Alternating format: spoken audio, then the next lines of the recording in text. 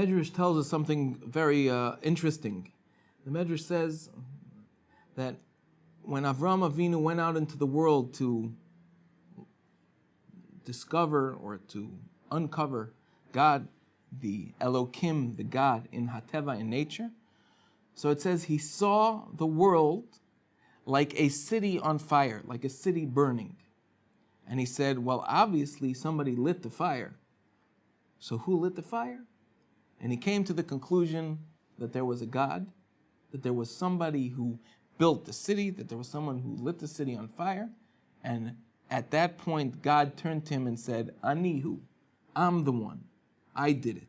And that was the beginning, in a sense, that was the beginning of Avram Avinu, of Abraham's faith, and how he learned or discovered or uncovered God in the world. So what exactly is this parable of saying that Avram Avinu, when he saw the world or the city on fire, what was it coming to say? So there's a brilliant depth to it. It's a fascinating insight that some of the rabbis have explained. And I'd like to preface it with a little story. When I was in yeshiva, yeshiva is the high school or the place that boys learn. When I was in yeshiva, in a certain yeshiva in America, they didn't have a lot of money, and therefore, because there was not a lot of money, there wasn't a lot of food either. And as you can tell, I'm very much affected by that, and till this very day, I feel like I'm undernourished, possibly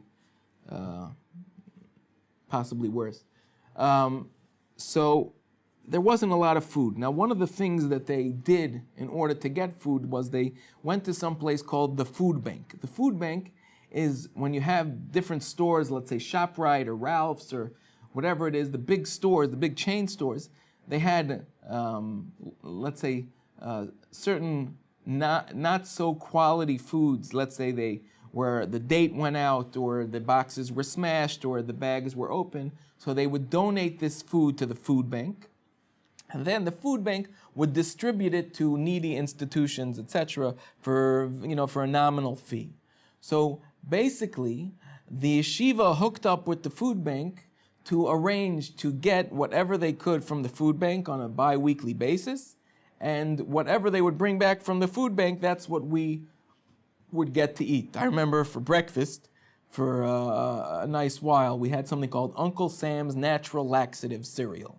Now, that was not very tasty, so we also found something that they got delivered from the food bank, which was Knott's Berry Farm purple maple syrup, and we would put that in the Uncle Sam's Natural Laxative, and with that, that was our breakfast. Now, I can tell you that it wasn't very tasty, and I can also tell you that the line to the bathroom during the morning Seder was quite long. But again, we had to eat whatever we got from the food bank. Now, the chef, the cook, he had a rough time because he could never have a menu, a scheduled menu, because it was all dependent on what they would bring from the food bank. So sometimes they would give him, tuna fish and flour, so he would have to make something with that. Sometimes they would give him eggs and lettuce, so he would come up with these concoctions, and he would come up with these Hungarian names and tell us, it's a famous dish, whatever. Anyway, when a person is limited, meaning he is dependent on somebody else for ingredients, the type of product that he's going to put out is very limited. For example, the chef in yeshiva. You could have the best chef in the world, the guy who wins all the cook shows. And if you give him lettuce and water and tell him, make me a fancy dish, make me something so tasty, there's not much he can do because he's limited. He's dependent on something else. Same thing is with any ingredients. If you give a guy a contractor and you tell him you want him to build a building, but you're only allowed to use nails and, plastic. He's very limited in the product he's going to put out because he's dependent on something else for the materials he has. When Hashem created the world, Hashem did not create the world with the pre-existing materials that existed. Meaning, He didn't look and he says, all right, well, let's see. I got people here. I got animals here. I got trees here. I got some grass. And, hey, you know what? Let's put this all together. Then he took a piece of Play-Doh and he rolled it into a little ball. And then he put on top all these little individuals together. And he's like, wow, I think I'm going to call it the world. That's not what happened. Hashem was not dependent on anything for the ingredients or for the materials that he created the world with. What he did was he created the materials themselves in the way he wanted it. This is called Yesh Me'ayin. Yesh Me'ayin means he created Yesh, something, Me'ayin, from absolute nothingness. There was nothing, and he created something.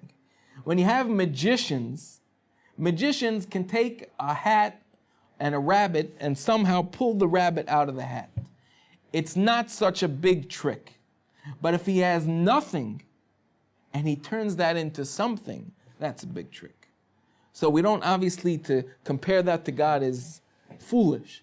But there was nothing in the world. There was ayin. There was absolute efes, zilch, nada, klum, garnished. There's a lot of other ways to say it, but I don't know.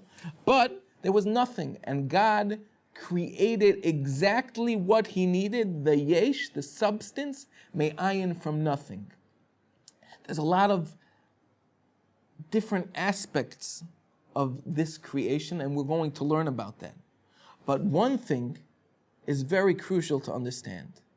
The difference between creating something from nothing and something from something, meaning the difference between creating something with no materials and you create the materials, as opposed to something you're creating with pre-existing materials, is as follows.